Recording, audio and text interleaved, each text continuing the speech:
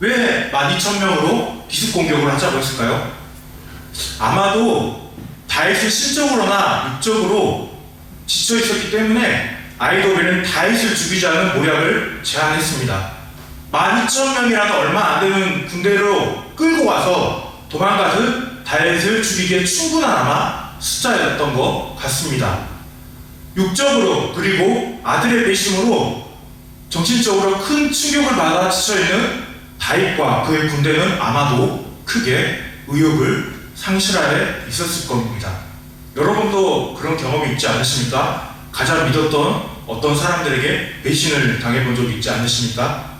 만약에 여러분의 자식들이 여러분의 말을 안 들으면 어떻습니까? 행복하십니까? 공부하라면 공부 안 하고 말썽 피우고 놀지 말라는 친구들, 껄렁껄렁한 친구들을 만나고 논다고 했을 때 여러분의 마음은 어떠십니까? 다 좋은 마음을 가진 분들은 안 계실 거예요. 그런데 거기에 더 나아서 배신한다면, 믿었던 자식이 배신한다면 아마도 큰 충격이 그에게 임했을 거라는 것입니다. 그때 사자가 양을 기습하듯이 기습하여 죽이자는 것입니다. 시간이 지나면 어떻게 되겠습니까? 다윗 진영도 이제 정렬을 하게 돼서 다윗을 죽이기 쉽지 않을 것이라고 아히도벨은 생각을 했을 것입니다. 갑자기 급습하게 되면 다윗의 진영은 혼비백산해서 군사들은 아마도 도망갈 것이다. 이렇게 아히도벨은 예측을 했습니다. 그때 또한 아히도벨은 다윗만, 다른 병사는 건드지 않고 오직 다윗만 죽이겠다고 이렇게 전략을 또 내놨습니다.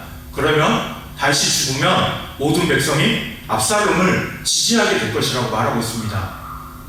아마 제가 생각했을 때도 참 좋은 지략인 것 같습니다. 이 모략을 듣고 이 지략을 듣고 압살롬과 이스라엘 장로들의 반응이 기록되어 있습니다. 우리 4절의 말씀을 읽어볼까요? 우리 4절 다 같이 읽겠습니다. 시작. 압살롬과 이스라엘 장로들이 다 그 말을 듣고 믿어라.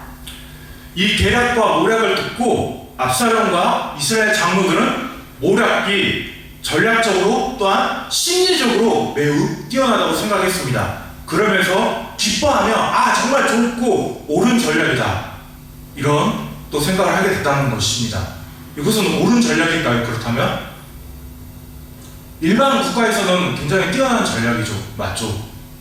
우리 중국의 그 삼국시대에 있었던 제갈공명과 같은 아주 뛰어난 지략입니다. 그러나 지금 이스라엘은 일반 국가입니까? 일반 국가가 아니죠. 하나님께서 다스리시는 신정국가입니다. 신정국가 이스라엘에서는 옳은 전략이 아니라는 겁니다. 왜 그럴까요? 다윗은 누가 세우셨습니까? 하나님께서 세우신 왕이라는 거예요. 하나님께서 기름 부어 세우신 왕이라는 겁니다. 이 신정국가 이스라엘 안에서는 합당한 지략이 아니라는 겁니다. 그를 죽이는 것은 결국 무슨 일이 됩니까? 하나님을 거부하고 멸시하는 행위라는 것입니다. 그러나 압살롬은 지금 어떻습니까? 야망의 눈이 멀어서 왕위를 찬탈하고 더 나아가 아버지 다윗을 죽이는 것에 대해서 동조하며 옳게 여겼다는 겁니다. 그런데요, 여기 놀라운 어떤 맥락이 있습니다. 이 일은요, 이 4절 말씀에 보면 누구와 누구의 지지를 받았습니까?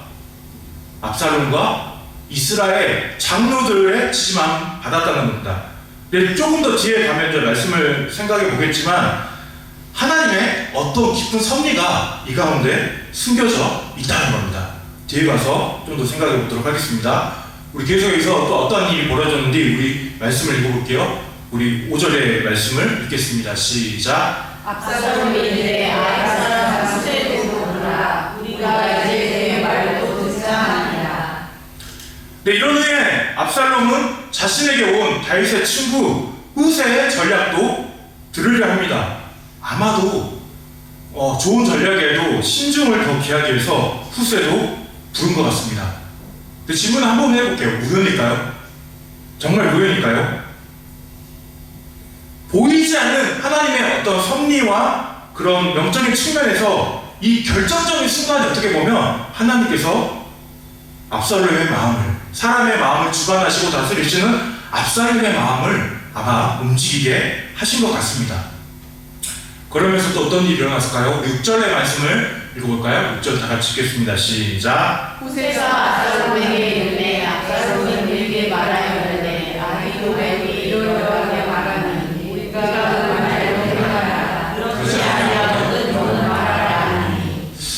후세는 아마도 1절 맥락을 보면 아히도벨의 모략을 몰랐던 것 같습니다. 그래서 압살롬은 어떻게 합니까? 아히도벨의 모략을 이러하니 이렇게 하면서 설명을 합니다. 그런데요, 생각해보면 굳이 설명할 필요가 있을까요? 없습니다. 그냥 숨기고 와서 은폐시키고 너에게 좋은 지략이 있냐? 이렇게 물어볼 수도 있었습니다. 근데 이런 맥락도 우연일까요? 우연이 아니라는 거예요. 보이지 않게 일하시는 하나님에게 섭리가 있었다는 겁니다. 그 결과 이 아히도벨의 묘락을 이제 참고해서 그 묘락을 조목조목 반박하면서 설득력 있는 그 묘락을 후세는 만들어냅니다. 근데 결론적으로 보면요, 여기에 이 빌미를 제공한 것이 누굽니까 지금? 압살롬이라는 거예요. 압살롬. 아마도 압살롬은 또 그런 생각을 했던 것 같아요. 후세가 지금 다윗을 배신하고 자기의 진영으로 온 지 얼마 안 돼서 아마 다윗 진영의 여러 가지 상황들, 몇 명이 도망갔고 또한 그들의 마음이 어떤지 파악하고 있었을 거라고 생각을 했던 것 같습니다. 그래서 그들의 상태를 토대로 또한 좋은 모략이 있는지 아마 물었던 것 같습니다.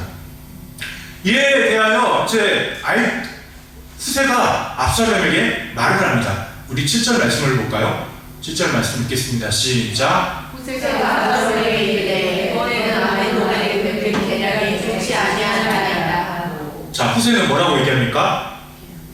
아히도벨의 이번 모략은 무가치한 거로 지금 평가하고 있습니다. 뒷부분에 보면 아니하나이다, 이는 히브리 문법을 보면요, 이제 여러 부정형이 있는데 여기에 쓰인 부정형은 절대 부정형입니다. 무슨 말일까요? 그러면 결코 좋지 않다는 거예요. 옳지 않은 전략이라는 거예요. 그렇게 했다간 망하게 될 거라는 그런 전략이라는 거예요. 그렇다면 왜 이런 말을 했을까요?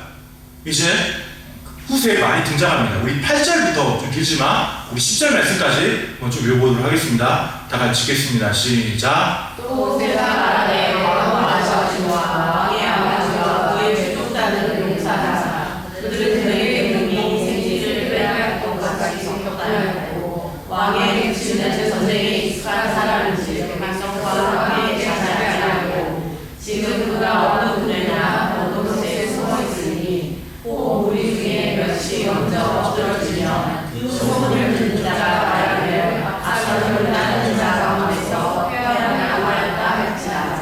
비록 그가 사자 같은 마음을 가진 용사의 아들일지라도 낙심하니 이는 이스라엘 우리가 왕의 아버지는 영웅이요 그의 추종자도 용사의 자일 줄 아니니라.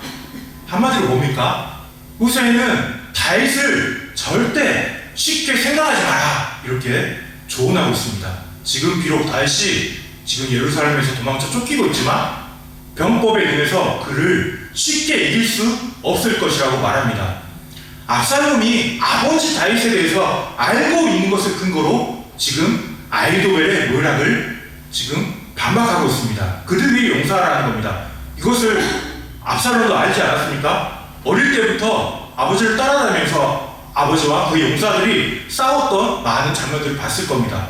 그리고 더 어렸을 때는 아마 아버지에 대한 이야기도 들었을 겁니다. 다윗이 어떻습니까? 골리앗과 그의 저 블레셋 군대를 쳐 죽였고 또 이겼고 또한 부하들이 전쟁에 나갈 때마다 승리를 얻은 용사라는 것입니다. 지금 다윗은요, 잔인한 곰이 새끼를 빼앗겠어야 같은 도끼가 가득 찬 상태라고 지금 말하고 있습니다. 여러분, 곰이 어떻습니까? 우리 곰돌이 푸가 주는 이미지가 있는 것 같아요. 곰은 귀엽다, 뭐 이런 이미지가 있는데, 근데 곰이 진짜 귀여울까요? 제가 그 어떤 그 다큐멘터리나 그런 걸 보면요, 곰이 절대 귀엽지 않더라고요. 그 어떤 제가 책을 한 번 읽었는데, 이 곰이 오래전 선사시대로 올라가 보면 이 곰을 가축화하려고 했었는데 가축화하지 못했다는 거예요. 왜 그랬을까요? 곰이 굉장히 험악하기 때문입니다. 심지어 곰이 사자와 호랑이도 이길 수 있대요. 이걸 지금 토대로 지금 곰이 새끼를 빼앗겨 지금 도끼가 가는 것처럼 지금 다윗이 그런 상태다, 지금 이렇게 말을 하고 있는 겁니다. 그래서 아히도벨의 예상처럼 지금 다윗과 그 일행은 지쳐있거나 낙심한 상태가 아니라는 것입니다. 그러면서 진하게 뛰어난 다윗은 지금 숨어 있을 것이라고 지금 말하고 있습니다. 쫓아온 군대가 오히려 다윗의 전술에 휘말려 습격당할 수 있다고 말하고 있습니다. 오히려 습격당해서 몇 명이 엎드려지면 압살롬의 기습부대가 사자같이 용맹한 마음일지라도 그 마음이 녹아내릴 것이다. 이렇게 후세는 말하고 있습니다. 그 이유가 무엇입니까? 이스라엘 무리도 다윗도 그 추종자들이 용맹하다는 것을 알고 있기 때문이라는 거예요. 지금 후세는 아히도벨의 묘락이 잘못되었다는 것을 지금 지적하면서 이제 자신의 모략이 더 뛰어나다는 것을 부각시키기 위해서 이렇게 아히도벨의 묘락을 지금 비판하고 있습니다. 만약에요, 그런 생각이 있습니다. 후세가 아히도벨의 전략을 비판하지 않고 또한 압살롬이 아히도벨의 전략을 말하지 않고 자신의 전략을 아마 바로 말했다면 압살롬은 아마 심각한 고민을 했을 겁니다. 그런데 지금 어떻게 말합니까? 조목조목 아히도벨의 묘락을 지금 비판하고 있습니다. 다시 한번 물어볼게요. 우연일까요? 지금 이루어진 일이 모두 우연일까요? 우연이 아니라는 겁니다. 그렇다면 이제 후세가 말하는 전략이 무엇일까요? 우리 11절부터 13절의 말씀을 우리 다음 주에 한번 다 같이 읽겠습니다. 시작. 나는 이렇게 계략을 세웠나이다. 온 이스라엘의 다음부터 그리스도까지 바닷가에 많은 모래같이 당시대로 모으고 시티 전장에 나가시고 우리가 그 바닷가 곳에서 그를 추격하기를 이스라엘 땅에 내게 같이 우리가 배 위에 덮여 그와 그와 함께 있는 모든 사람을 하나도 남겨지지 아니하게 하시고 또 만일 그가 문성이 들어오면 이스라엘의 밧줄을 가져다가 그 성을 방으로 끌어들여서 그곳에 장막을 하나도 옮기지 아니하게 할 것입니다. 이제 후세는 자신의 계략을 소개하고 있습니다. 아히도벨의 계략과 결정적인 차이가 무엇입니까? 기습부대를 뽑자는 것이 아니라 시간을 두고 온 이스라엘 군대를 모집하자는 것입니다. 그리고 아히도벨이 직접 나가는 것이 아니라 온 이스라엘을 모았을 때 압살롬이 직접 그 군대를 진두지휘하라고 조언합니다.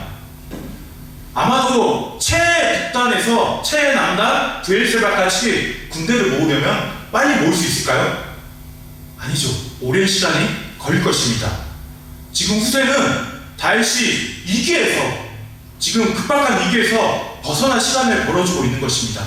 또한 지금 후세는요, 압살롬의 허영심 그리고 영웅심을 지금 막 도덕이면서 충족시키면서 그의 전략을 말하고 있습니다. 군사를 모으면 압살롬의 군대가 모래처럼 많은 것이기 때문에 다윗은 이미 잡은 것이나 다름없다 이렇게 말하고 있습니다. 이에 압살롬은 어떻게 반응할까요? 우리 마지막으로 우리 14절 말씀을 다 같이 읽어보겠습니다. 읽겠습니다. 시작. 압살롬과 이스라엘 사람들이 이르되 만일 사람 사격에 내가 받아놨다니 이는 여호와께서 전사를 하늘에 주옵사 아이의 좋은 계략을 주시고 명령하셨습니다. 지금 압살롬과 온 이스라엘, 모든 이스라엘 사람들은 후세의 전략을 듣고 어떻게 반응합니까? 지금 그 마음을 빼앗겨 버렸다는 거예요. 후세의 전략이 너무나 마음에 들었다는 거예요. 그런데 제가 아까 얘기했던 4절과의 차이가 있죠? 어떤 차이가 있습니까? 기억 안 나십니까? 4절을 보면은요, 단지 압살롬과 장로들만 옳게 여겼다는 거예요. 그런데 여기서는 어떻습니까? 압살롬과 지금 모든 이스라엘 백성이 어떻게 여겼다는 거예요? 더 낮게 여겼다는 거예요. 우연일까요? 우연일까요? 여기에 낮다라는 표현은요, 언어적 의미를 보면 완전히 만족했다는 표현이에요. 단 1%도 빠짐없이 완전히 만족했다는 거예요. 후세는 다윗을 전쟁에 지략에 뛰어난 사람이라고 분석하여 아히도벨이 아니라 자신이 직접 나가 전쟁을 진두지휘하라는 영웅식을 부추기면서 압살롬을 설득하며 지금 만족하게 만든 것입니다. 그런데 오늘 이제 14절 말씀에 보면 이렇게 결과를 만든 것이 후세의 계략 때문이 아니라고 말씀하고 있습니다. 지금 뭐라고 말씀하고 있습니까? 그렇죠. 사람의 마음을 움직이시는 하나님의 섭리가 그 가운데 들어있었음을 말하고 있습니다. 하나님께서는요, 압살롬을 심판하기 위해서 아히도벨의 아주 좋은 계략을 물리치라고 명령하셨기 때문이라는 것입니다.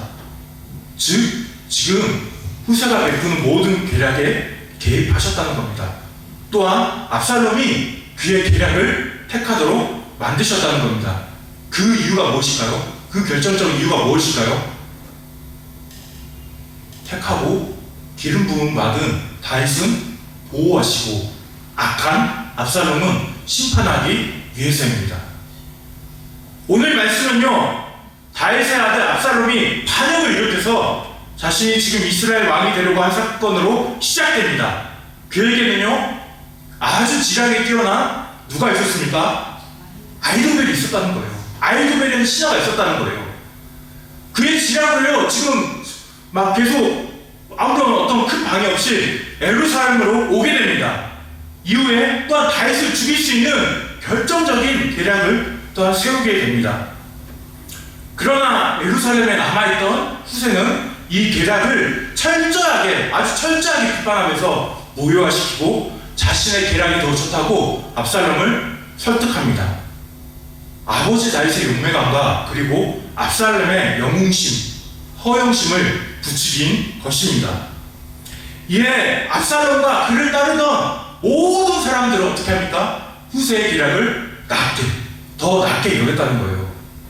그러면서 이제 아버지 다윗이 전열을 갖출 시간을 벌어주고 그것을 토대로 이제 압살롬을 심판할 상황을 조성하게 됩니다. 그런데요, 결정적으로 이런 상황을 만든 것이 후세의 뛰어남이 아니라고 사무엘하 저자는 평가하고 있습니다. 그렇다면 이렇게 압살롬을 심판할 상황을 결정적으로 만드신 분이 누구십니까? 바로 하나님이시라는 거예요. 하나님이시라는 거예요.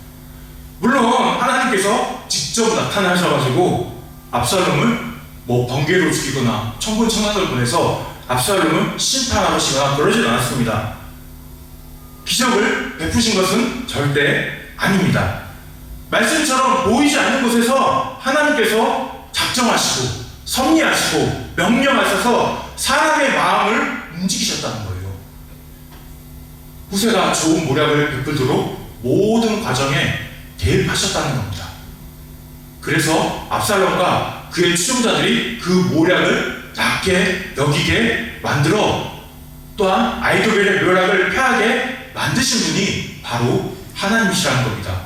그렇다면 다시 한번 묻겠습니다. 이렇게 하신 이유가 무엇입니까? 바로 택하고 하나님께서 기름 부어 세우신 다윗을 보호하기 위해서라는 겁니다. 또한 근데 앞부분에 이제 15장의 말씀을 보면요, 다윗도 그 압살롬에 간 아히도벨의 뛰어남을 알고 있었습니다. 그래서 이제 15장 31절 말씀에 보면 지금 다윗이 기도하는 말씀이 나옵니다. 제가 한번 읽어드리겠습니다. 어떤 사람이 다윗에게 알리되 압살롬과 함께 모반한 자들 가운데서 아히도벨이 있나이다 하나 다윗이 이르되 여호와여 원하옵건대 아히도벨의 모략을 어리석게 하옵소서 하니라. 지금 아히도벨이 있다는 말을 듣고 다윗이 하나님 앞에 뭘 드렸습니까? 기도했다는 겁니다. 간구했다는 겁니다. 지금 다윗은 하나님을 의지하면서 기도했다는 겁니다. 다윗의 이런 의지함과 간구함과 또한 택한 다윗을 보호하기 위한 그 하나님의 섭리로 압살롬은 심판하시고 다윗은 보호하신 것입니다. 오늘날에는 어떨까요? 단지 그냥 말씀에 나오는 다윗은 훌륭한 왕이니까 하나님이 기름 부어 세우는 왕이니까 그럴만해, 혹시 이런 질문을 하시는 분들이 계십니까? 그게 아니라는 겁니다. 오늘날에 어떻습니까? 여전히 하나님께서는요, 택함 받은 자신의 백성들을 사랑하시고 기억하시고 보호하신다는 겁니다. 하나님께서 온 세상을 창조하기 전 창세 전부터 하나님의 섭리 가운데 택한 모든 사람들을 보호하신다는 겁니다. 그 택한 사람들 가운데 저희도 포함되어 있지 않습니까? 아멘. 우리가 여기에 앉아 있는 것이 어떻게 보면 택함 받았다는 증거입니다. 그래서 저와 여러분은 하나님의 택함 받은 창세 전부터 하나님의 택함 받은 주님의 자녀라는 것입니다. 그런데 또한 말씀을 깊게 연구해보고 다지보면 우리의 어떠한 조건을 보고 하나님께서 우리를 택하신 것이 아니라는 거예요. 무조건적으로 택했다는 겁니다. 만약에 하나님께서 너는 착하니까, 너는 성품이 좋으니까, 너는 잘 섬기니까, 너는 교회 열심히 하니까 이런 조건을 보고 택했다면 택함 받을 수 있는 사람이 있을까요? 아무도 없습니다. 하나님의 무조건적인 사랑과 은혜로 저와 여러분을 택하여 주셨다는 겁니다. 그러면서 이제 오늘 말씀과 연관지어 생각하면 이 세상에 악이 난무하고 악한 자들의 행보가 계속되지만 어떻습니까? 하나님께서 섭리 가운데서 택한 자들을 보호하듯이 우리를 보호하신다는 겁니다. 믿으십니까? 아멘. 우리가 정말 살다 보면요, 억울하고 분하고 누명 쓰는 일들이 많이 생기기도 합니다. 배신당하기도 합니다. 열심히 정직하게 노력했는데 불법적으로 다른 사람들이 더 많은 이득과 성적과 뭔가 얻을 수 있기도 합니다. 갑자기 하늘에서 금수저가 나타나서 우리 자리를 빼앗기도 합니다. 이런 일들이 여전히 비일비재하게 일어나고 있다는 겁니다. 근데 우리는 무엇을 기억해야 됩니까? 하나님의 택함 받은 백성이라는 걸 기억해야 된다는 겁니다. 하나의 예수님을 믿지 않는 또 악한 자들에 대한 하나님의 심판이 있다는 것도 우리가 기억해야 됩니다. 지금도 여전히 하나님께서는요, 살아계셔서 섭리 가운데 심판하십니다. 근데 이 심판은 완전하지 않죠. 언제 완전해집니까? 재림 때 예수님이 이 땅에 다시 오실 때 완전하게 정의에 의해서, 공의에 의해서 모든 사람을 심판하실 것이라는 거예요. 그 가운데 택함 받은 자들은 보호하시고 또한 자녀 삼아주시고 온전하게 하여 주실 것이라는 거예요. 우리가 그렇다면 하나님 앞에 보여야 될 반응이 무엇일까요? 하나님을 철저히 의지해야겠죠. 여러분, 물어보고 싶을게요. 여러분의 자녀들이 여러분을 향하여서 뭐 사줘, 뭐 해줘, 엄마 나 밥 차려줘, 엄마 나 뭐 해줘, 안 해준다, 저기 집 나간다, 막 이렇게 하십니까? 근데 말을 여전히 들어주다가 시간이 지나면 어때요? 계속 그러면 짜증과 분노와 그리고 그만 좀 해 이런 말이 나오지 않습니까? 네, 아무도 안 나오시죠. 네. 우리 참 한번 생각해 보자는 거예요. 하나님께서 이러실까요? 우리가 하나님 앞에 나가서 하나님 도와주세요, 저에게 힘 좀 주세요, 저 좀 위로해 주세요, 저 좀 포옹해 주세요, 저 이거 필요해요, 좀 사주세요, 하나님 저를 괴롭히는 저 사람이 있어요, 하나님 좀 심판 좀 해주세요. 그렇다면 하나님이 너 정신 똑바로 살아야지 이렇게 말씀하실까요? 아니죠. 오히려 하나님께서는요, 우리가 더욱더 자신에게 의지하기를 바라시는 마음이 있으시다는 거예요. 우리가 그게 하나님 앞에 볼 반응이라는 겁니다. 인간은 받아주지 않죠. 어느 순간 짜증과 분노가 일어나지만 하나님께서는 오히려 자신을 전적으로 의지하는 그 마음을 원하신다는 겁니다. 어떻게 보면 우리에게 주신 특권이라는 겁니다. 택자들에게 주신 특권이라는 겁니다. 그런데 다시 한번 말씀하지만 뭔가 막 하나님을 의지한다고 해서 뭔가 또한 기적, 우리 눈에 보이는 어떤 기적과 같은 일들은 잘 일어나지 않을 수도 있어요. 그렇죠? 우리는 때로는 기적을 바라지만 그와 같은 일이 일어나지 않을 수도 있습니다. 그런데 오늘 말씀에 특별히 어떤 하나님의 기적이 보이나요? 아니죠.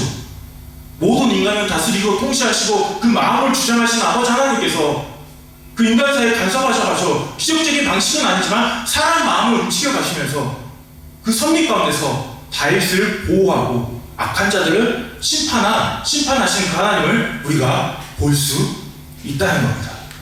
오늘 우리가 이런 맥락, 이런 보이지 않는 하나님의 섭리를 볼 수 있는 눈이 우리에게 필요합니다. 때로는 우리가 이 머나먼 튀르키예 땅에 살면서 또한 그런 일도 많이 당하는 것 같아요. 억울하고 분한 일. 왜요? 외국인이기 때문에. 이것들은 어쩔 수가 없는 것 같습니다. 네. 저도 여러 번 당했습니다. 이 집에서 하도 항의하는데 집을 쫓겨나는 것도 있고, 센터를 얻어놨는데 물이 샜다고 돈을 왕창 뜯어가는 것도 있고. 근데 나중에 그런 생각이 들더라고요. 그냥 외국에 사니까 어쩔 수 없지 하는데 마음 한편으로는 크나큰 막 분노가 일어나더라고요. 막 힘들기도 하고 또한 밤잠을 설치기도 하고 그런 일들이 종종 일어나기도 합니다. 그래도 이제 한참 그러다가 막 분노하다가 다시 하나님을 찾죠. 하나님 계시지. 하나님 나를 사랑하시지. 또한 그런 생각도 가끔 합니다. 네, 저와 같은 이제 완전히 이제 뭐 터키로 파송받고 나오고 전임적으로 사역하는 사람들은 이게 우리의 일이잖아요. 그렇죠? 이게 우리의 일입니다. 이 일이기 때문에 합니다. 그러면 가끔 제가 그런 생각을 해봐요. 이제 한국에서도 이제 한국교회 사역을 하면서 주변의 성도님들을 보면 정말 치열하게 사신 분들이 너무나 많더라고요. 정말 치열하게 사신 분들. 뭐 밤늦게까지 야근하고 일하다가 그래도 교회에 오겠다고 뭐 금요 철야예배나 수예배 오시는 분들 있고, 또 심지어 이제 아버지가 안 계시는데 자식들 먹여 살리기 위해서 공장에서 바느질을 하면서 또한 이렇게 열심히 일하면서 또한 돈을 버시는 권사님도 계시고 그런 분들도 많이 있고, 또한 이스탄불 한인교회도 마찬가지인 것 같아요. 여러분 얼마나 힘드십니까? 교회 성비라 가정 성비라 또한 밖에 나가서 또 직장 일 하시는 분들은 직장 일을 하시라.